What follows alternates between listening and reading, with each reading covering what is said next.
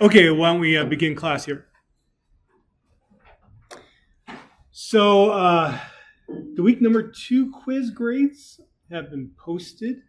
Answers are available. If for some reason you're unable to access that, maybe I have accidentally left off some settings so that you can access it, please let me know, and I'll do my best to change it. Has anybody been able to look at the answers? Okay, good. Overall, grades were good on the quiz. Now, in general, for these quizzes at the beginning of the semester, I generally say you should strive for at least 4 out of 5. If you get less than 4 out of 5, then you should start worrying a little bit and think about maybe you need to prepare or study a little bit differently. And you're welcome to come talk to me more about that too, if needed. So we are going to now change classrooms. So we are going to be in Keim Hall 214 starting on Tuesday. I just think it's a better classroom. For example, there are 30 plus computers on the desks there. And so when I give computer-based tests, it gives me a little bit more control about what's on your computer screen. And that's one of the primary reasons why I like it. But there's a few other ones. I don't think it's necessarily go into all the details, but I've taught in that classroom for many, many, many years, and I think it's better than this one. And I was over there the other day, and I looked at the schedule on the door to see if by chance there was an opening for our class period, and there was. And so I was able to get it changed. Yes? There's like parking in that area, or would you suggest that? At least in the past, so I don't have a faculty parking permit. I always park off campus, but there have been a number of times where I've driven over there, and there is a nice faculty parking lot. Now you might be going, why am I saying faculty parking lot? Or how does that doesn't really affect you? But I kind of told this story a little bit out of order. I don't have a faculty permit, and I've parked over there without getting a parking ticket. Now, if you get a parking ticket and you parked over there, don't bring it to me. Okay. Now, there is a little bit farther this way. There is student parking. So this up here, we can kind of start seeing the animal science building. If you see where my dot is, that's where the student parking would be.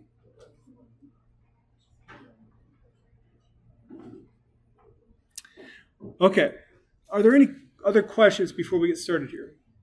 Yes. Do you purposely warn a different college to study every class period? I'm just like curious. I know I wore Creighton last time. You wore Huskers the first day, then Creighton. I was crazy to be like, Well, I will tell you, as a professor, I have visited many universities. And often when I go visit the university, I will go to their bookstore and buy a college sweatshirt or shirt. And while you can obviously buy this stuff online too, it's just a thing that I do. So yes, I do have a lot. And UNO is my alma mater for my undergrad, so I probably wear the O. So anyway, any other questions? Okay, so today we will finish this matrix algebra section. After today, if you didn't have experience with matrix algebra, you're not going to be an expert.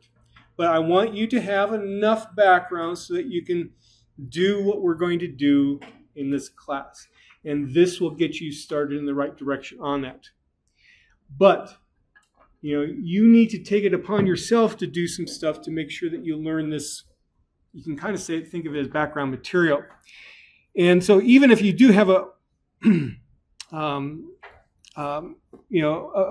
some matrix algebra background, here's just like a general way that I would proceed studying this matrix algebra material, but also you can say other material in the class too. Just replace matrix algebra with something else.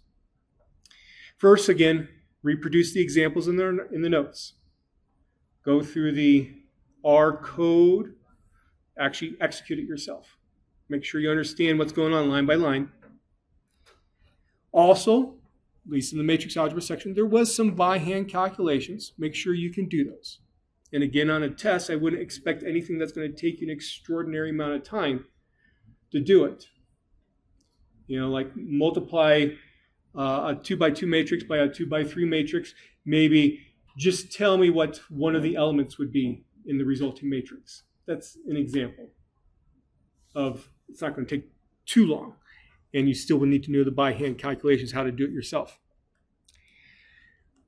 With each section of the notes, I have a set of practice problems with partial answers. Go through those. And, well, at least especially in the matrix algebra section, but you can, there's going to be other ways to do this with other sections that we do. In the matrix algebra section, well, in another course, you've seen regression analysis before. At the very least, simple linear regression. You just may not have seen it in a matrix format before. Find your favorite regression example that you did in another class and try to duplicate the stuff that we did with the high school and college GPA with it. See, for example, do the x prime x inverse x prime y to get your beta hats, your estimated regression parameters. See if you get the right answer from doing the matrix algebra as you would from using the LM function. That's how you can study. That's how you can make sure you understand the corresponding material that we're doing here. Okay, after the matrix algebra, then we'll go to the data distributions and correlations section. So, getting back to the high school and college GPA example, just to review a little bit. We looked at this particular data in this format where we formed an X matrix. Outside of this class, you will often hear people refer to this as a design matrix. And in the second column of this matrix, we had all of our high school GPAs, our explanatory variable values. And in the first column, we had a column of ones. I'll get more into why we have that column of ones very shortly. This is a 20 by 2 in dimension, or you could say size matrix. Our y vector was 20 by 1, and this contained all the college GPAs that we have. The ultimate goal is to estimate, and I'm going to write this in a general format, estimate a model that looks like this, or actually come up with a model that looks like this. Our regression model, where X is high school GPA, Y is college GPA. I put a hat, that caret sign on top of Y to indicate that's an estimate. The beta hat 0 is our estimated y-intercept. The beta hat 1 is our estimated slope. And what we learned was that if I did x transpose times x, invert that whole resulting quantity, then take that times x transpose times y, I will get a vector that contains those beta hats. So to start off here with then today here's a question for you. Suppose I were to take the X matrix times this vector of beta hats. Again, the X matrix is 20 by 2. These beta hats is 2 by 1. So I can do the matrix multiplication because, and sorry, I didn't write this very neatly, because this 2 and this 2 match up. The resulting outcome from doing this matrix algebra then will be a 20 by 1 vector. But what I want you to tell me is what's going to be in this 20 by 1 vector?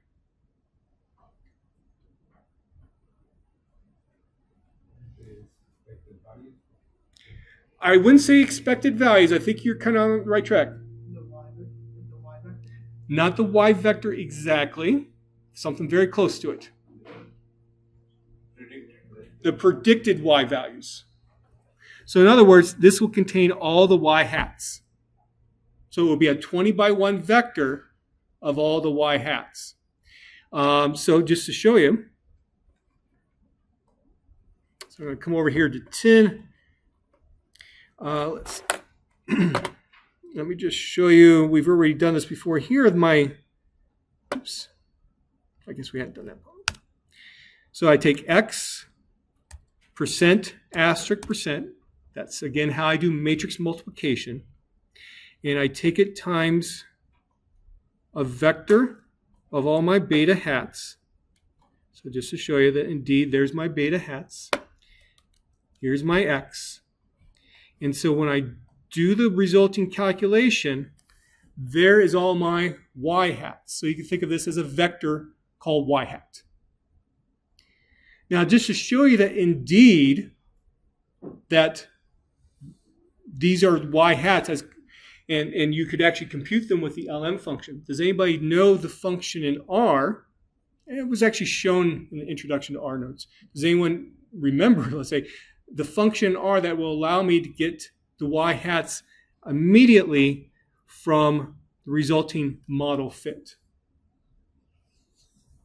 So why it's a particular function, or there's also another way to do it where you extract a component of the list that mod.fit has. Let's actually look inside of mod.fit, and perhaps a name that you see there will ring a bell. Fitted values. So if I do mod.fit $fitted.values, notice, for example, the last predicted value of 2.85 that we got from doing the matrix algebra ourselves is right there in that vector. Okay. Does anybody by chance know what other function there is that will do this too? Starts with a P. Predict. Thank you. Predict. If I would do, I think it's,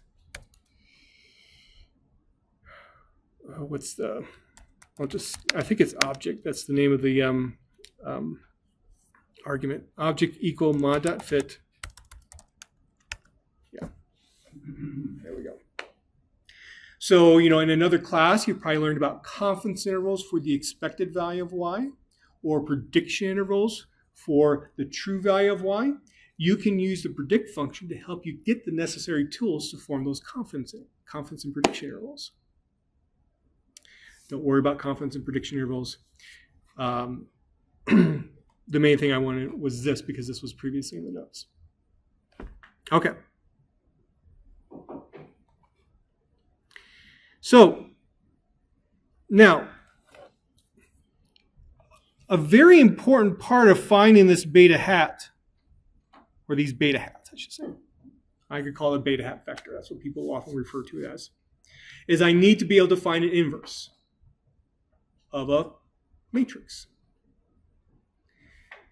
The problem is you can't always find the inverse of every single matrix out there. First of all, the matrix has to be square. And we already have that for x prime x. It is square. You can check it. It's 2 by 2.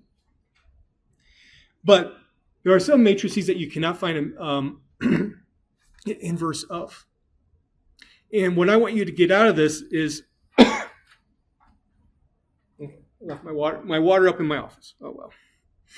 What I want you to get out of this is basically when this problem occurs. It's actually rather simple. Suppose I have a matrix called A. Notice that if I were to take 2 times 3, I get 6. If I take 4 times 3, I get 12. If I take 6 times 3, I get 18. So we can see that essentially one column is a function of another. And I could go the other direction too. 6 times 1/3 is 2. When we have something like this occur with a matrix, we have what's called linear dependence. And when you have linear dependence, guess what? You will not be able to find the corresponding regular inverse of a matrix. There are actually other kinds of inverses out there that you might learn about in higher level stats and math called G inverses and C inverses, where you do something like this. But at least for us, for a regular old inverse, you are not going to be able to find it. And why that's important is, like what we saw for the regression example, I might get an x prime x matrix that has this problem, and I won't be able to find my beta hats. There will be some times during the semester where I wouldn't be surprised if this pops up. That, you might be analyzing a data set, and while you won't be doing regression analysis, you'll be doing something else where you need to find an inverse, and it doesn't work. This is likely the reason why. Okay?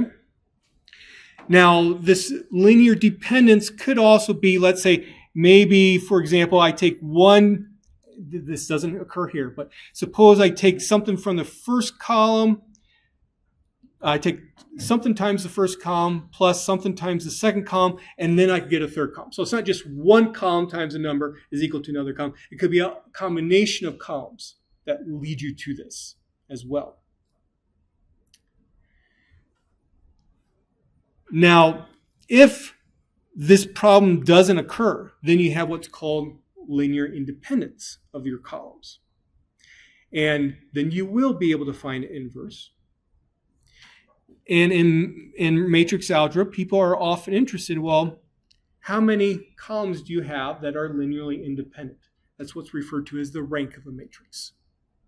In this case, the rank is 2 for this particular A matrix. Okay.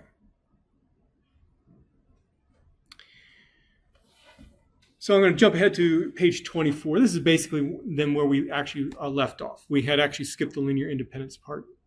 So we got 2 more main items to talk about for matrix algebra. The first one is rather simple. It's called the determinant of a matrix. In terms of symbolic notation, if I have a matrix A, and if I want to do this mathematical operation on it called the determinant, I denote then the determinant by taking A and putting vertical lines right next to it on the left and the right. In the actual mathematical operation, I think it's best by taking a look at a 2x2 matrix, where I have my matrix A, and I've actually written it out in terms of the components. And all that one does to find the determinant is you take the elements of the matrix that are on the diagonal, which means the row number is equal to the column number for the index, what's in the subscript. You multiply those two things together, and then you subtract off the multiplication of the stuff that's outside the diagonal. That's a determinant of a matrix. Well, why is this important? Well, depending on how far we get today, we might actually see this determinant come up in one of our expressions in the data distribution and correlation section. Another place where this is important too is if your determinant is 0, then you have linear dependence. And you won't be able to find then the corresponding inverse. So this is for a 2x2 matrix. You could also do it for a 3x3 matrix, and it has a very similar pattern where basically you break up your 3x3 matrix into some 2x2 matrices. So where I just highlighted right there corresponds to what I put inside the determinant symbol, and then I multiply on the outside of that by the element of that matrix that's not in the same row or column of that original 3x3. So I take A11 times the determinant of this little 2x2. And I kind of do the same thing for other parts of the matrix. So for example, go down to the end here. If I take this and find the determinant and multiply it by A13, that's part of also the calculation. I do something as well with the middle number 2. If you do this, you get the determinant of a 3x3 matrix. The very general form of what to do is what's listed up here. On a test, I would only expect you to be able to do a 2x2 matrix by hand. Otherwise, we will use the function det in R to automatically find the determinant for us. So, how do we do that? Well, simply, I enter my A matrix into R. Again, the syntax. Matrix The first argument's data. That's where you have to combine together the numbers that you want to put in your matrix. At least for the way that I will always do it in our class, I will put these numbers into the matrix by row. So I start filling up the row 1 first, then I go to row 2.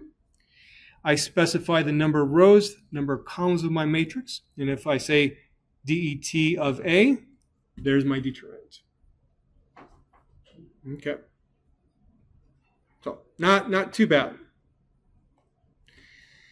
Then we get in, the last thing then that we're going to talk about is eigenvalues and eigenvectors.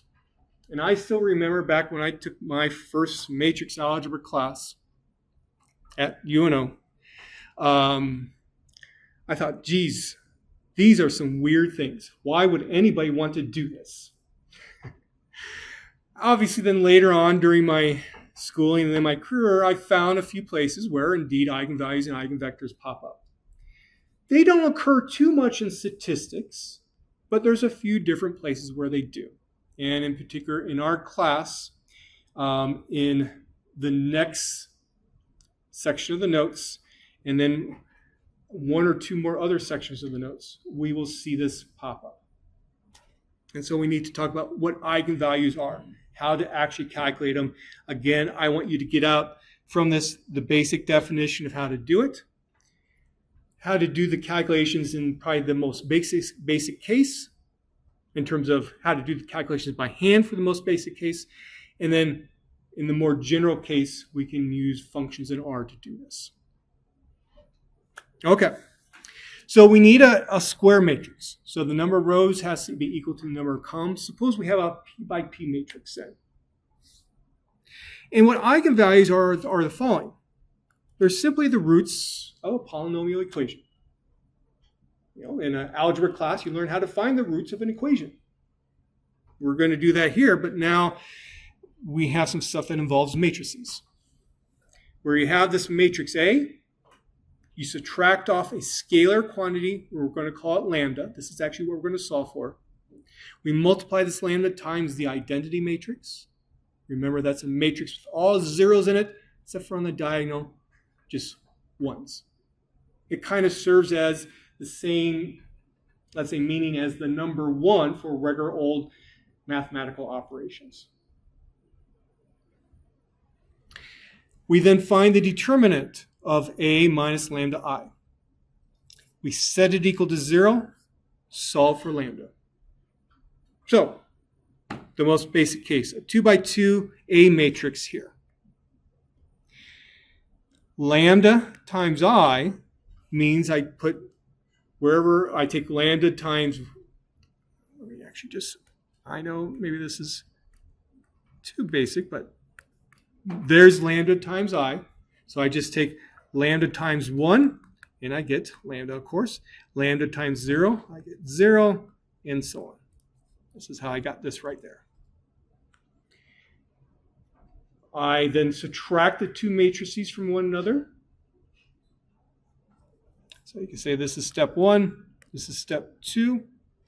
Step 3, I use then the expression or how we get the determinant of a matrix, where I take what's on the diagonal, I multiply it together, and then I take what's on the off, oops, come on. Okay, actually I'm using the wrong one. I take then what's on the off diagonal, I multiply those two numbers together, and I have a little subtraction between the two sets of multiplications I did. Reorganize some terms using algebra. And what do we have here? We have a polynomial equation of, let's say, degree 2. How do we solve for lambda in this? Well, then that's where, the old quadratic formula comes into play.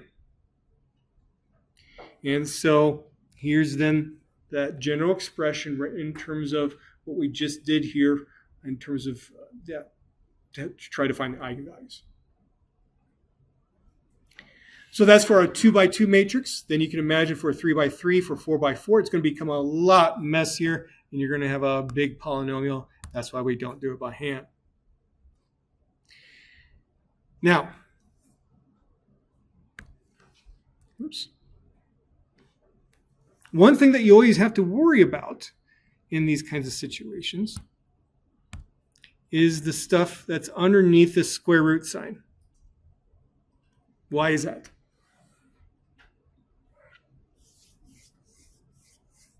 What, I guess,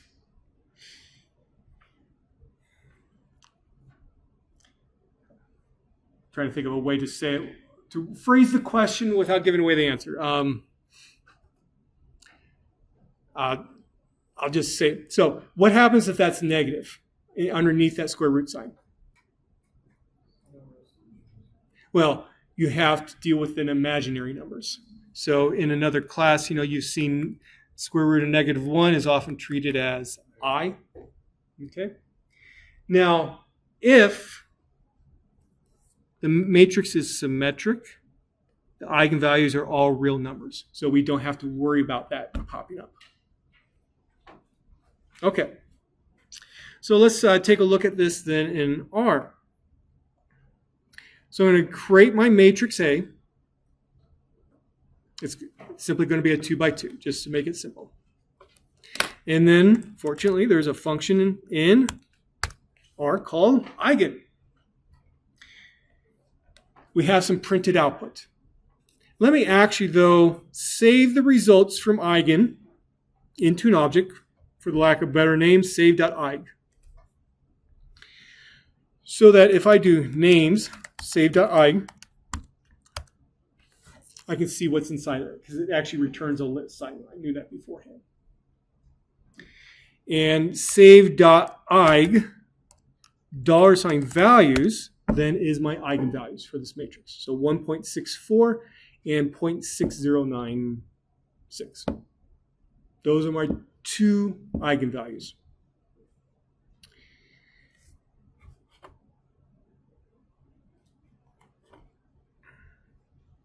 You could go ahead and use the quadratic formula and get exactly the same thing, of course. Now, with eigenvalues, there's always an associated eigenvector with each eigenvalue. And what I mean by that is as follows. You can do some matrix algebra calculations here. Let's say I have my matrix A, it could be any matrix that's squared. And then suppose I decide to use a vector, which I call B, and I decided to use a lowercase letter here, but it's still bolded. If I somehow take A times this vector B, that will be equal to the eigenvalue, lambda, times B. This B, when this occurs, is called the eigenvector. So if I come back to my R, notice you see vectors as a component of my list. So as I say, save.eig $vectors. Now I have a way to access that vector or those vectors. So if I just wanted the first vector, what would I do? I'm sorry. Each vector is a column in what we see there. So if I just want that first column, what would I do?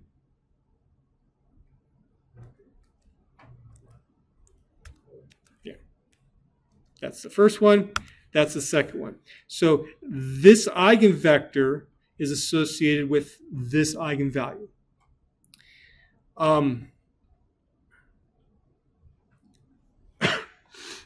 So if I'm kind of working ahead here. So I could set up my matrix relationship like this. A times B is equal to lambda times B, where I wrote the B in terms of B1, B2, in terms of the different components. Now, if I looked at that first eigenvalue with its associated eigenvector, let's call that first eigenvalue lambda 1. You could do the matrix algebra there and see that you have an equality.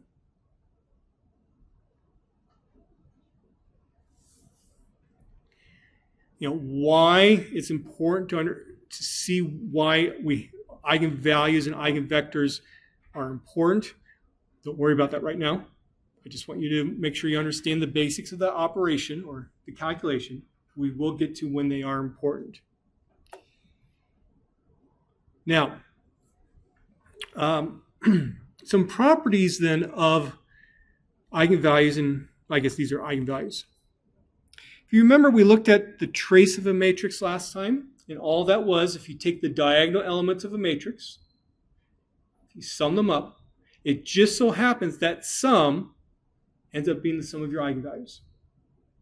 This will actually pop up in the principal component analysis section of our course. Now, in preparing for class today, I was looking at this here. The determinant of a matrix happens to be equal to the product of the eigenvalues. And when I was preparing for class today, I was like, when do we see that in our course? And I don't think we do. So while it's there, and if you're really into math, it's interesting, at least for right now, don't worry about it. I have put that in. I have a file where I always put in notes about what do I want to do the next time that I teach this course. And I put in there, when I was preparing for class today, maybe I should take that out. It's an interesting mathematical property. Okay.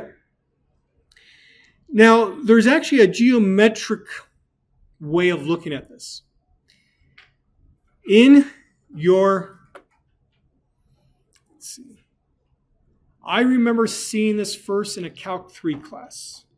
Maybe it's sometimes shown beforehand, but at least I remember from a Calc 3 class where you can actually plot vectors. We have a two-dimensional vector in terms of we have two elements to it, so we can easily plot it in 2 dimensions. So our first eigenvector that we had associated with the first eigenvalue is 0.6154 and 0.7882. Let's plot it. So how about on my x-axis, and I'll explain how to do the plot shortly. Suppose on my x-axis, we'll say b is equal to b1, b2. On my x-axis, I'm going to plot that first value in that vector. My y-axis, the second value in the vector. And the way that you plot vectors is you start at the origin, so at 0, 0, and you draw a line out to the corresponding coordinates in that vector. 0.6154, 0.7882, and you simply draw a line up to that, what's supposed to be a point. That's how you plot a vector. Now, you might be wondering, why do I have an arrow there? So I have I have an arrowhead on that. This is the way that people typically plot vectors, but what's especially important for us here is that the vectors, the eigenvectors, are not necessarily unique. So if I go back to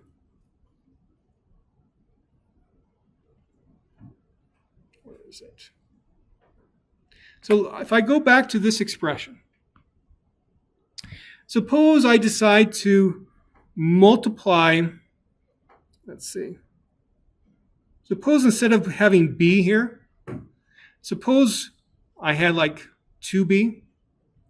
Yeah, let's not do that. Suppose I have 10b. If I put 10b here, okay? What's going to happen to those 10s? They're going to cancel out. And I could actually call this 10b as my eigenvector because this expression still holds true. All that 10 is doing is actually changing the length of a vector. So again, at least for me, a Calc 3 class, you learn that vectors have a certain length associated to them. How do you find length? You simply take each element in your vector, you square it, add it up, divide by, and then do a square root. That's the length of the vector. By default, R gives you eigenvectors that have a length of 1. So in this plot here, if you notice, I put everything on exactly the same scale so that we can better see this. This, relative to the axes there does have a length of 1. A quick way to check that is to apply the old Pythagorean theorem that you learned about in your algebra days, where if I form a right triangle right here, we see the base is 0.6154. The height of the triangle is 0.7882. So if I take 0.6154 squared plus 0.7882 squared, this will then give me 1.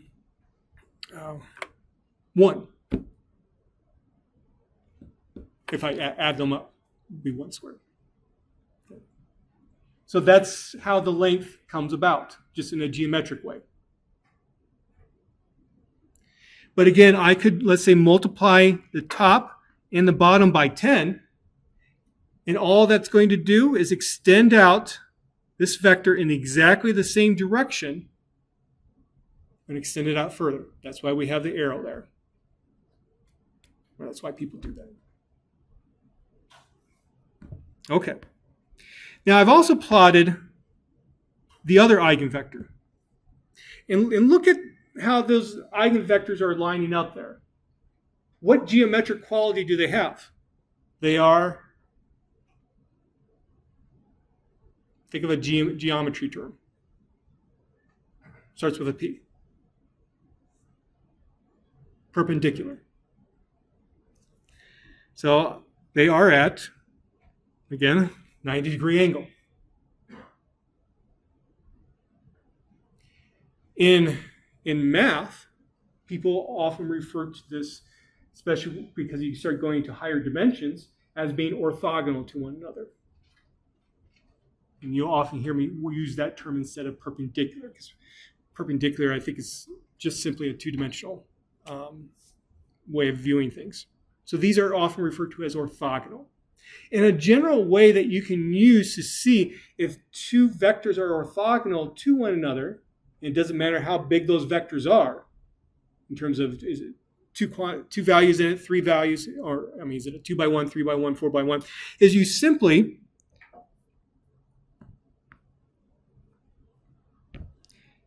take this number, multiply it by this number, then take this number, multiply it by this number, add the two resulting multiplication quantities, and you get 0. So two vectors are always orthogonal to one another. If you multiply them by each other, you get 0.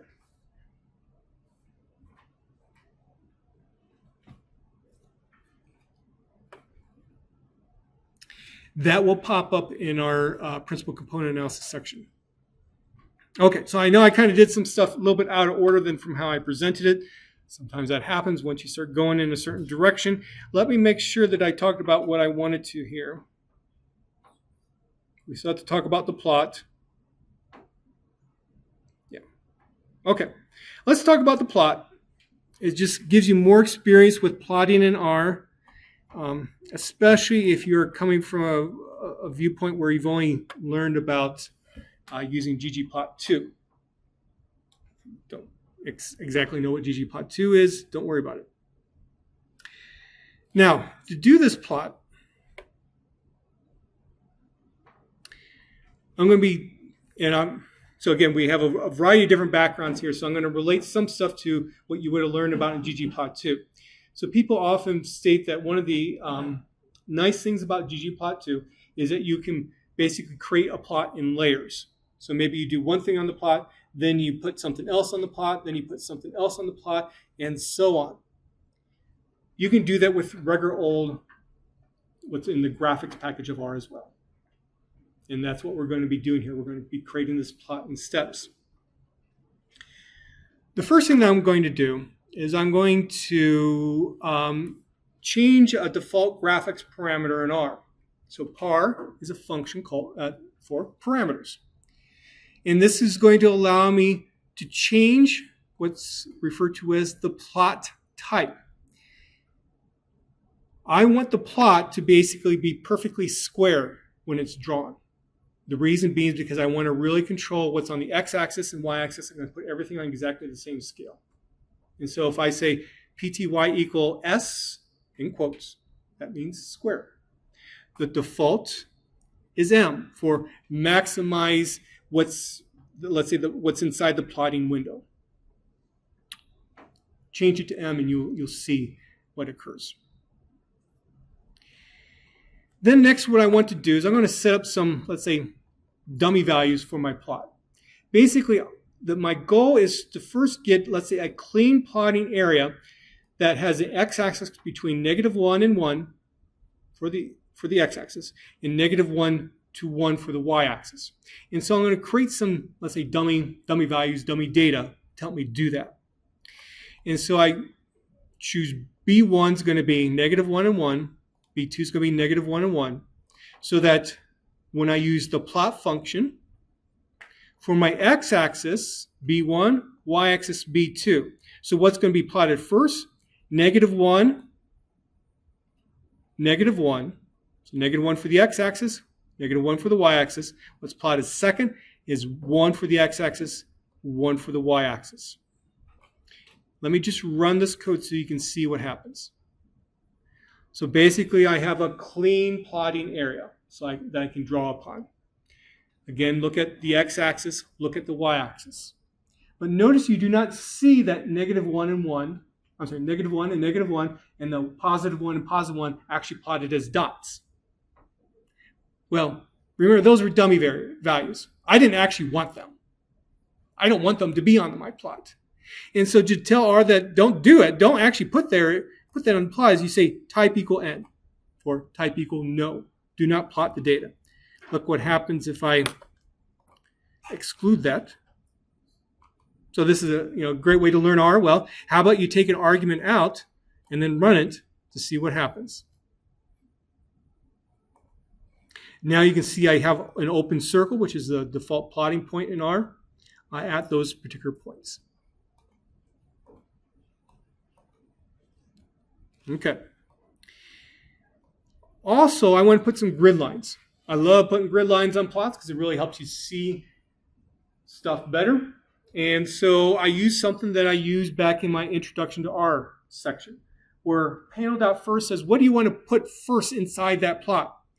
I want to put grid lines, where the color of them is gray, and I want a line type of dotted. Then XLab allows me to put an x-axis label, YLab, y-axis label, the main title of the plot. Now I do some stuff that's a little bit more fancy here. That it's up to you if you want to do it, but I think it's good to learn that. Notice how I have a subscript on B. Notice how I have a bold A there. And so I need to tell R that, hey, I have some, let's say, mathematical, somewhat expressions to actually put on my plot as a label. And to do that is I use a function called expression. Mathematical expression, function called expression. And in its syntax, I'm going to say B, and then to do a subscript, square brackets, put a 1 inside of it. Then I need to be a little bit more fancier here, where I have some just regular text for my title of my plot, eigenvectors of, but I also want a bold A. So I need to tell R, hey, I want to consider this together. So I say, paste it together. Combine it together in terms of how it's going to be written out on the plot, and then put all that inside of expression. And so that's how I got that part of the plot. Next, what I would like to do is draw some vertical lines draw a vertical line at 0, draw a horizontal line at 0. The reason being is because, the origin of the plot is very important for us because the vectors are coming out from the origin. So to do that, I can use a function called AB line. And I think this was also in the Introduction to R notes, where normally this function is used for this purpose. If you want to draw the line y is equal to a plus b times x, where a is the intercept, b is the slope. But there's an alternative use for it where you can use the argument h for horizontal line. Horizontal line at 0, solid line, line width 2. 2 times the default, just so it stands out. Do a similar thing with a vertical line. So notice how this is going to be added to my plot. There we go. Now to draw the arrows, to draw the vectors, I need to basically draw some big arrows. So how can I do that? There's an arrows function. So it's pretty intuitive. Arrows, where do I want to start the arrow at? That's what the x0 and y0 arguments are. I'm going to start it at the origin. Where do I want to end the arrow? I want the x-axis part of the arrow to end at that first value in my eigenvector, 0.6154. The y part should end at the second value in that eigenvector. And so if I run this, I get my arrow. My next use of the arrows function gets the second vector on there. So you can see, just by me now taking about 5 minutes to do this, it takes some code. But again, think of my code as a template for your own code. So if I ask you on a test, draw an eigenvector on a plot, well, copy paste this code into your own little program and then change where those arrows go.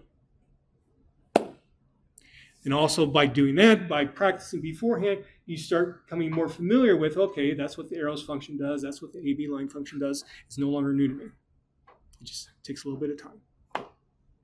Okay. Are there any questions?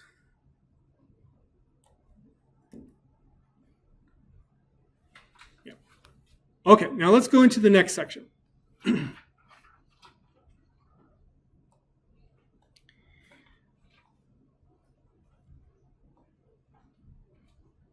So again, there is going to be some material that's review.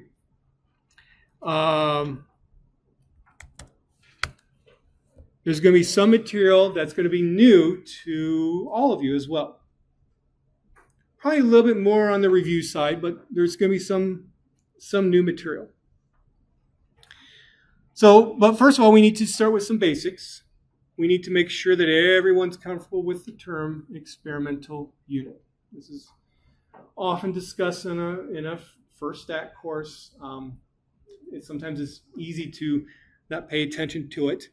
Definitely, if you're taking more advanced stat courses, like on experimental design, you definitely talk about this all the time. And all that an experimental unit is, in statistics terms, is the object in which information is collected upon. So let's say that let's say that I'm looking at a clinical trial where we're investigating a new pharmaceutical drug. We're giving it to people to see if it has some kind of effect, hopefully a beneficial effect. So since I'm giving the drug to a person, and let's say I might be measuring something in their blood, or maybe I'm measuring their blood pressure instead. I'm observing the blood pressure on a person. And so the experimental unit is a person. That's what I'm collecting the data upon. The information that I get from that experimental unit is what's essentially my observed values. I'm observing what their blood pressure is. So then we could have, let's say, univariate data where we have information on one variable, just blood pressure. Or we can have multivariate data where not only do we do blood pressure, maybe we also measure some various things in their blood.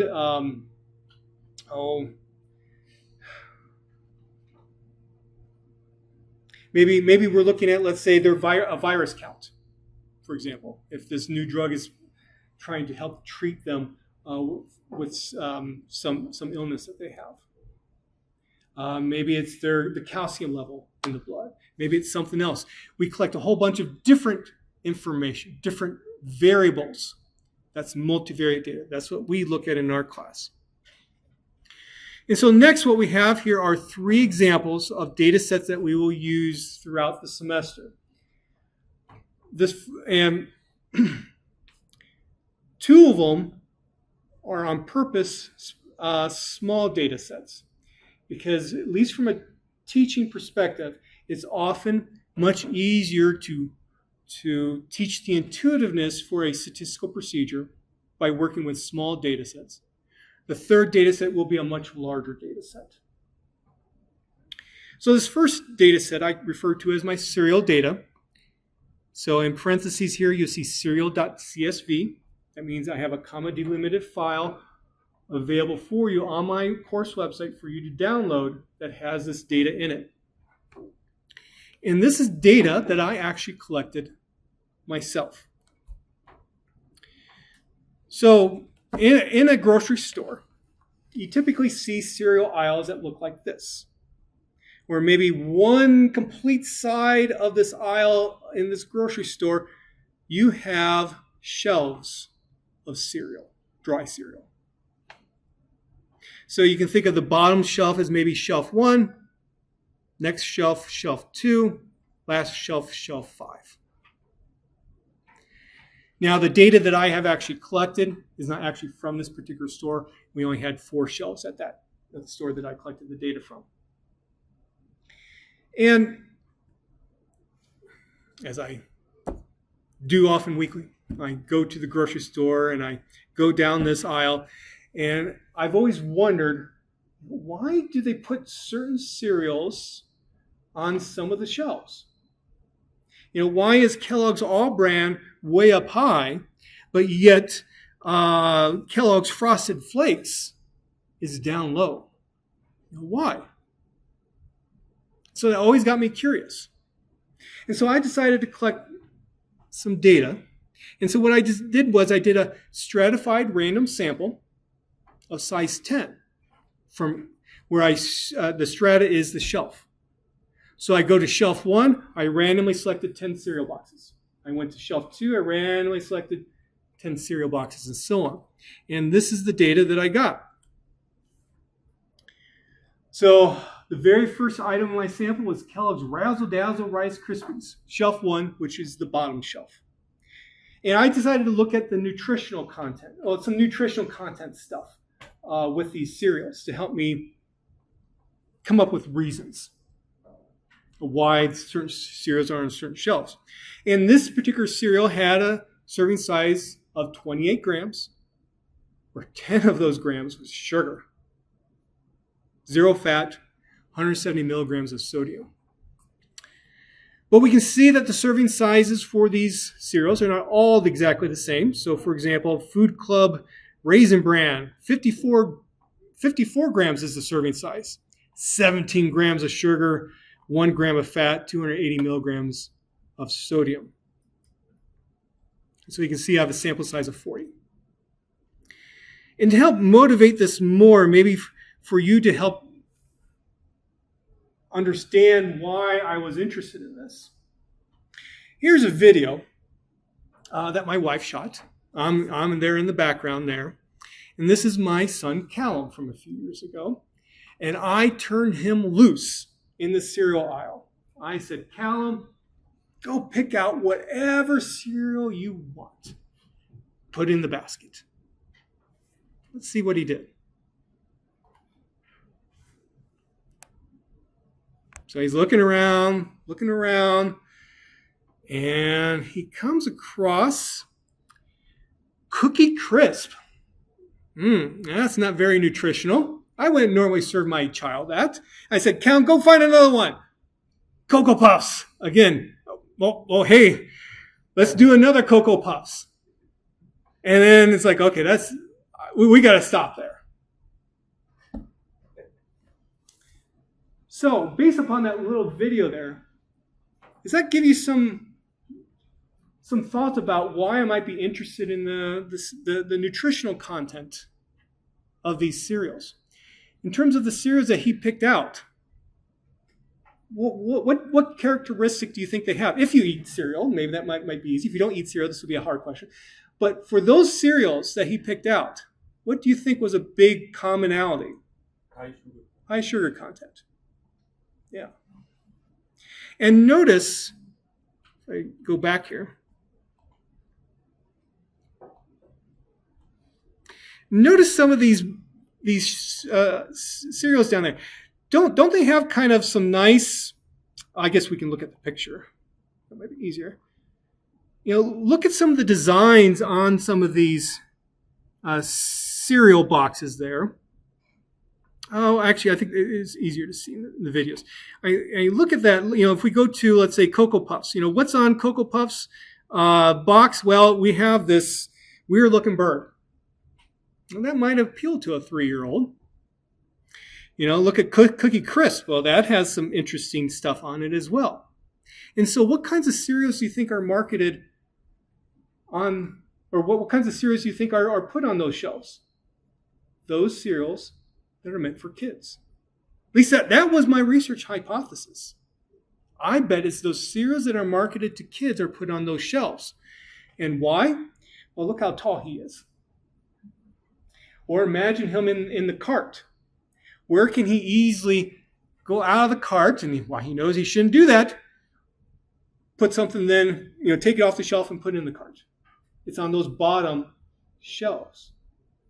And so, I always had the perception then that those cereals that are on the bottom shelves are marketed to kids, and typically those cereals have high sugar content.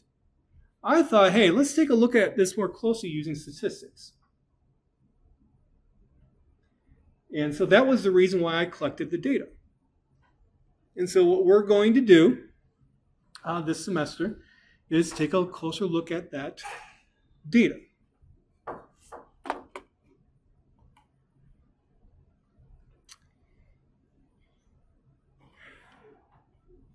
Before we move on to the next example, this is an important thing here. So for your very first project, you will have an opportunity to bring your own data. Maybe you're doing some research and you have your own data.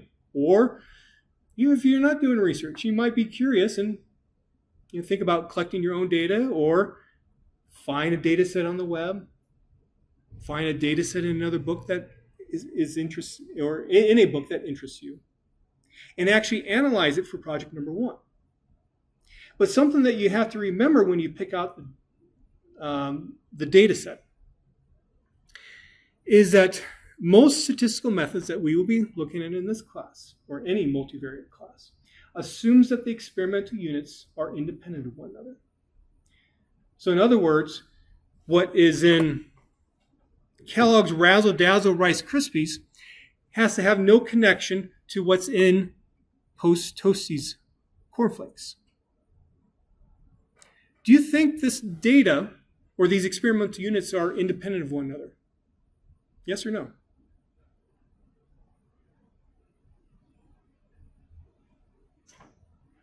I see some people shaking their head no. Maybe yes and no. What's that? Maybe yes and no, I would say.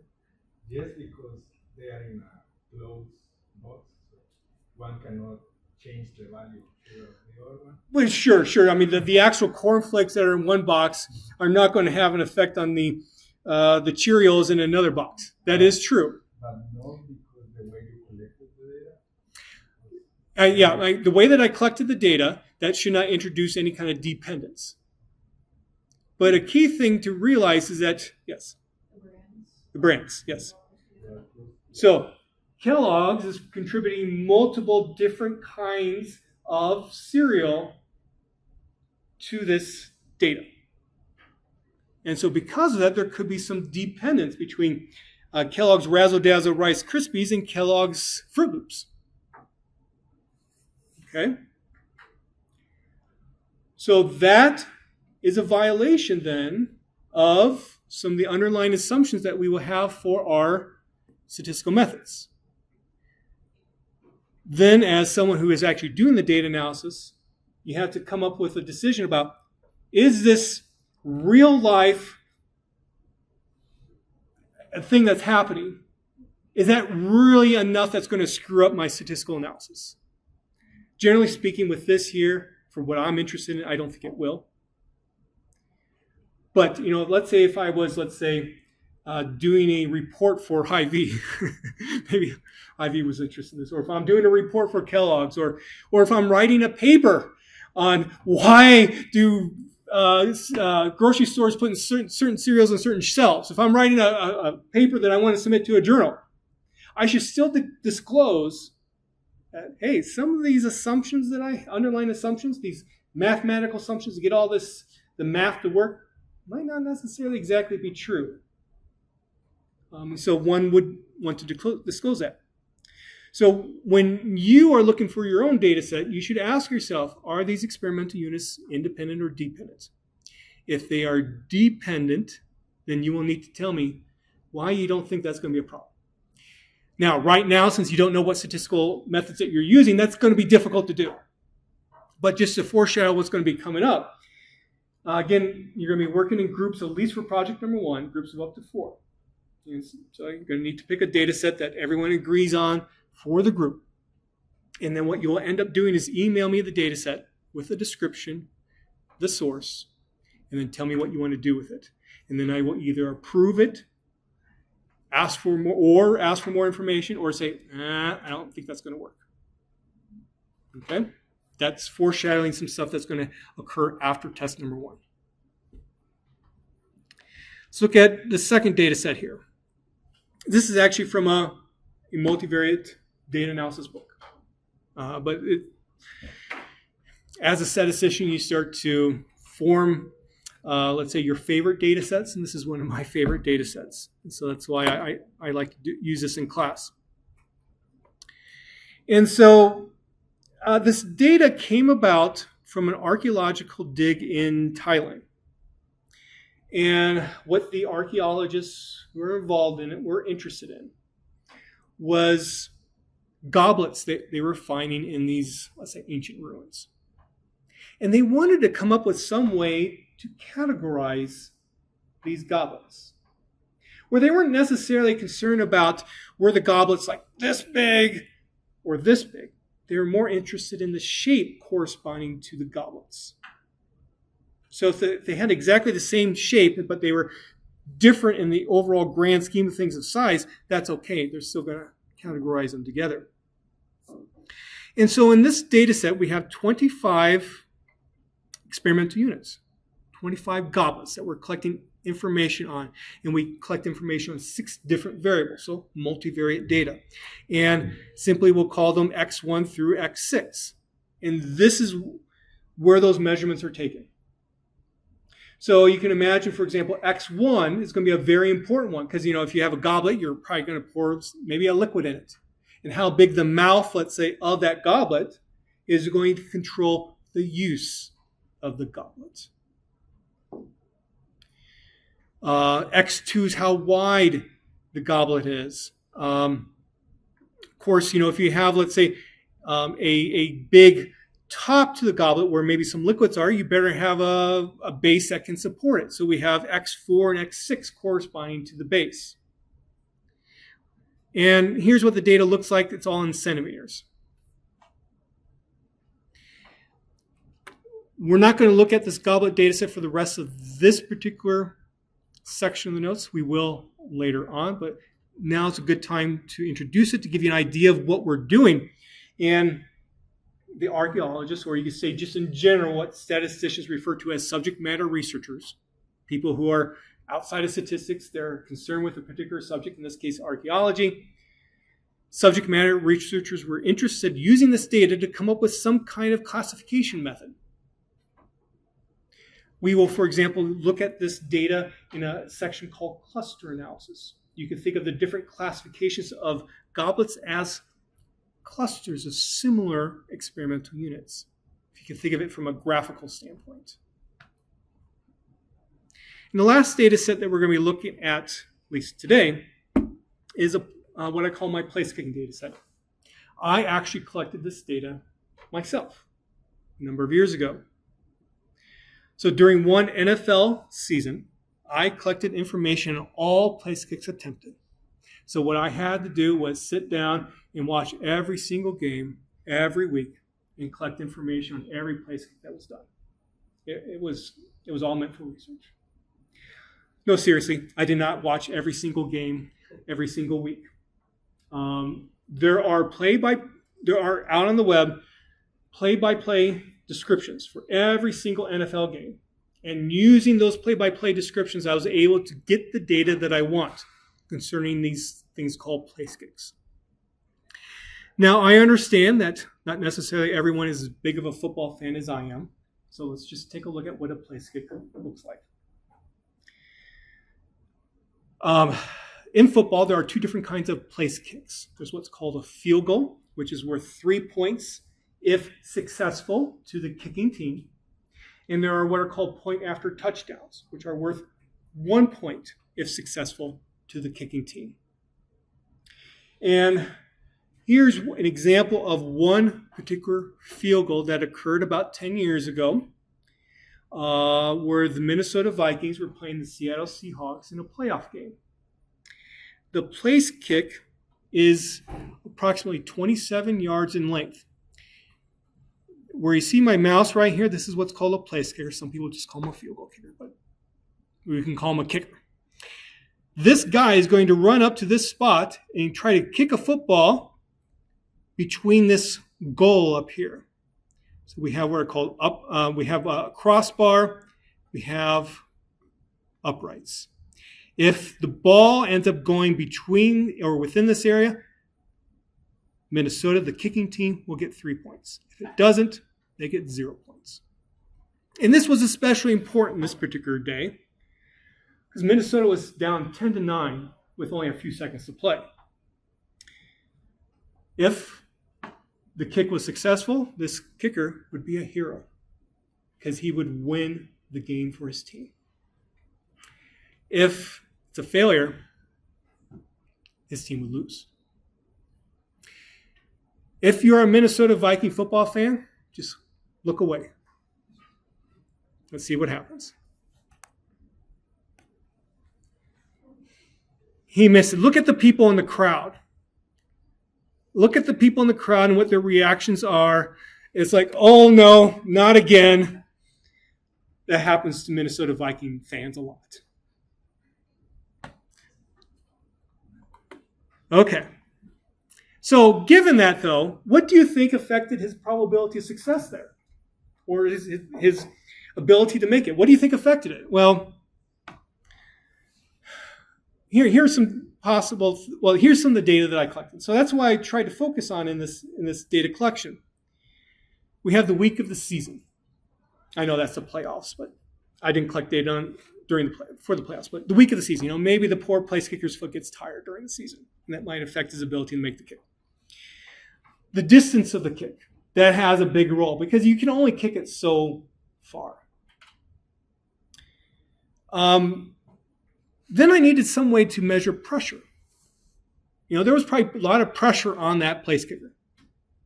And I can't just say, yes, indeed, that person's under pressure. Or I can't ask the kicker, do you feel pressure? I can't do that. So I had to think of alternative ways to try to somehow get at pressure. One way was a variable that I called change, meaning that if the place kick would have changed who was winning the game, which it would have in this particular case, because if he was successful, Minnesota would be winning 12-10 before they were down 9-10. Then in that particular case, change is going to be a 1. There's pressure. Otherwise, change will be a 0. Another thing that could affect pressure is when in the game the kick occurs. So if it's like at the end of the game or even the end of a half, that kicker might feel more pressure because it might be more meaningful, as it was for this particular person or this kicker because it was at the end of the game. So I have a variable called lap 30, which is number of minutes remaining before the end of the half, with overtime place kicks receiving a value of 0. I have a variable called PAT. Was it a point after touchdown, PAT, or was it a field goal? Field goal would be a 0. A variable called type. A binary variable denoting was it done inside the kick, dome stadium with the roof closed, or was it outdoors? Because you might think, okay, the weather can play a role. And in fact, for this particular game, the temperature was 6 below zero. Okay? That football is going to be a little bit harder. The ball is not going to be able to travel as far as well because of the coldness. Field, is it a grass field or artificial turf? Typically, kickers prefer artificial turf. If you're grass, you might have to worry about, let's say, maybe the surface being damp, for example, or maybe the grass isn't well formed where you're trying to kick the ball. Then lastly, wind. Wind can blow the ball. It can move the ball in the air. The problem, though, was I had difficulty actually, let's say, measuring wind. So the information that was given to me was, what was the wind speed at kickoff?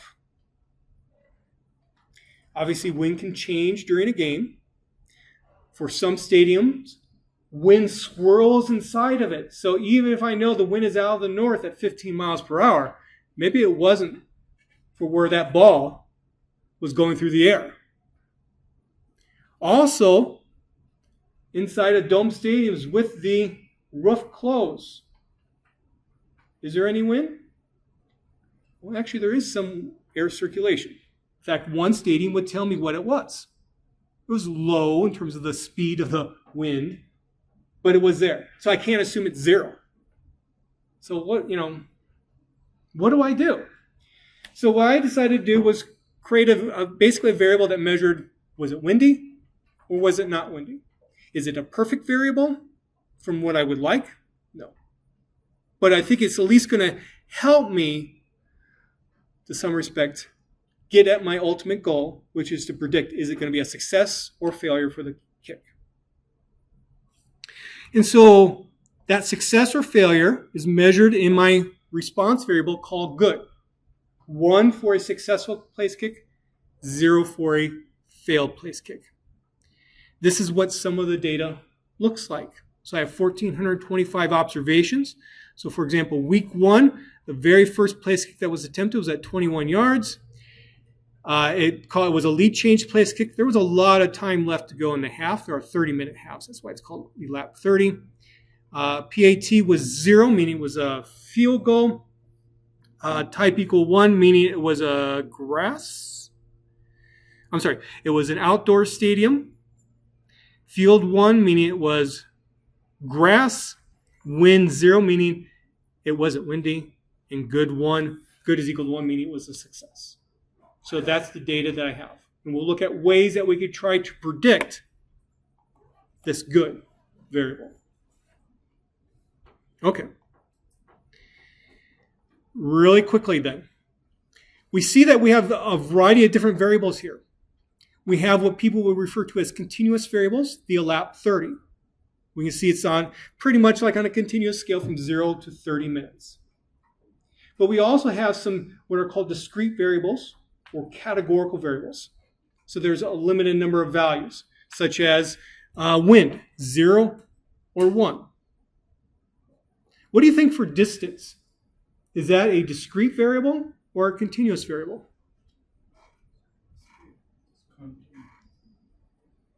Discrete, continuous, it's ordinal, definitely.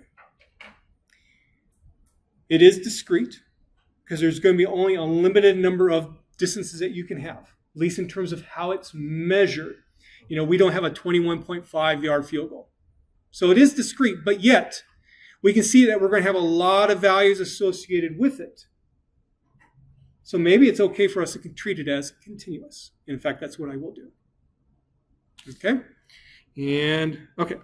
So, sorry, we are right at the time limit. Let me just go over this. What's next for our course? Again, I have office hours. Next Tuesday, meet in Keim Hall, 214. We will continue in this section. Wednesday of next week, we will have that week number 3 quiz, which will be over matrix algebra. Looking further ahead, that week number 4 quiz will be due on a Monday rather than a Wednesday because we will have a test on Thursday, September 18th. That's why. Okay? Are there any questions? Okay, that's all for today.